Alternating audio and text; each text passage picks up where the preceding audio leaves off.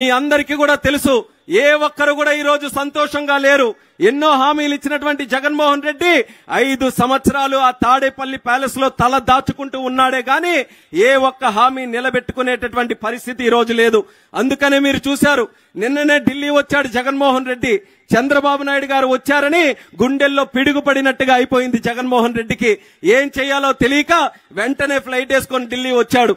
ఢిల్లీ వస్తే ఎంతమంది ఎంపీలు ఉన్నారు జగన్మోహన్ రెడ్డికి? సుమారు 31 మంది ఎంపీలు ఉన్నారు. కానీ ఆయన ఢిల్లీ వచ్చి పార్లమెంటుకు వస్తే ఒక్క ఎంపీ కూడా ఆశగా మా నాయకుడు వచ్చాడని వెనక్కి తిరిగే పరిస్థితుల్లో కూడా ఈ రోజు లేరనంటే జగన్మోహన్ రెడ్డి పని అయిపోయిందని వాళ్ళ పార్టీలో ఉన్న ఎమ్మెల్యేలకే ఈ రోజు అర్థమైపోయింది. వాళ్ళ పార్టీలో ఉన్నటువంటి ఎమ్మెల్యేలు నిన్నటి వరకు ఎంపీలు చక్కగా ఢిల్లీలో తిరిగారు. ఎప్పుడైతే జగన్మోహన్ రెడ్డి వస్తున్నాడన్నారో ఒకరు దుబాయ్ పారిపోయారు, మరొకరేమో ఆంధ్రాకి పారిపోయారు, మరొకరు ఎవరు కాన్స్టిట్యున్సీలు కానీ వెళ్ళిపోయారు. ఈ దుర్మార్గుడి దగ్గర మరి ఉండలేము, మన తాలూకా పరువు మనం తీసుకోలేమని ఎంపీలే ఈ రోజు దూరమయ్యే పరిస్థితికి వచ్చారు, ఎమ్మెల్యేలు దూరమయ్యే పరిస్థితికి వచ్చారు. అంటే ఎంతో నమ్మకంతో నిలబెట్టినటువంటి ప్రజాప్రతినిధులే ఆయనకి దూరంగా ఉంటే నమ్మక ద్రోహం చేసినటువంటి ప్రజలు మనమందరం ఎంత గట్టిగా బుద్ధి చెప్పాలో మీరందరూ కూడా రేపు నిర్ణయించుకోవాల్సినటువంటి అవసరం ఉంది. ఇచ్చాపురం నియోజకవర్గంలో మాకెక్కడ కూడా సందేహం లేదు.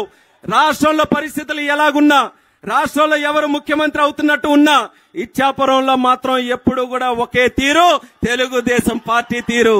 ఏ ఎలక్షన్లు వచ్చినా సరే మన ఇచ్చాపురం నియోజకవర్గం స్వర్గీయ నందమూరి తారక రామారావు గారు వేసినటువంటి బీజం.